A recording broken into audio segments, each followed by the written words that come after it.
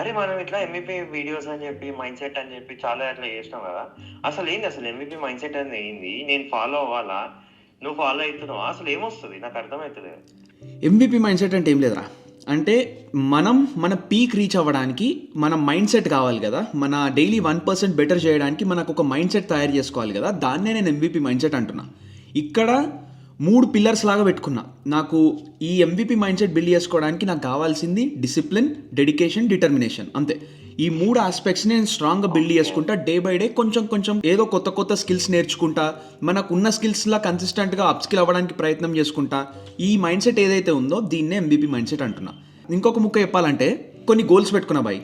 ఎట్లా మన జిమ్ అని, డైలీ 10,000 స్టెప్స్ కంప్లీట్ చేయాలని, నెక్స్ట్ డైలీ ఒక గ్యాలన్ వాటర్ తాగాలని, ఇంకా బుక్ ఏదైనా చదవాలి, లేకపోతే యూట్యూబ్ వీడియో పైన పక్క ఒకటి ఎడిట్ చేసి అప్లోడ్ చేయాలి.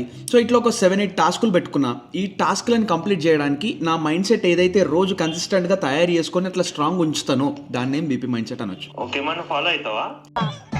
ఏంటి బ్రో అంత మాట అన్నావు? దాన్ని నేను ఫాలో అవుతానా అంటే అవ్వడానికి ప్రయత్నం చేస్తున్నా.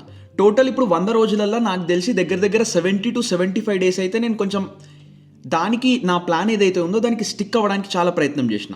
అట్లీస్ట్ ఒక 75% అయితే నాకు ఆ సక్సెస్ రేట్ ఉంది నా టోటల్ నా మైండ్ సెట్లో. కొన్ని రోజులు ఐ గాట్ సిక్, కొన్ని రోజులు నాకు ఓపిక రాలేదు, కొన్ని రోజులు ఇంకోటి అయింది. బట్ చెయ్యాలి కాబట్టి చేయాలి రాబాయ్ అని చెప్పి ఫిక్స్ అయ్యి, మనకి ఎంత కష్టంగా ఉన్నా కానీ అది మనం చెయ్యాలి కాబట్టి ఆ డిసిప్లిన్, ఆ డిటర్మినేషన్, ఆ డెడికేషన్ కోసం హ్యాడ్ టు డూ ఇట్ కాబట్టి I was trying to do it. So ఒక 75% అట్లా I was able to stick to what I wanted to do.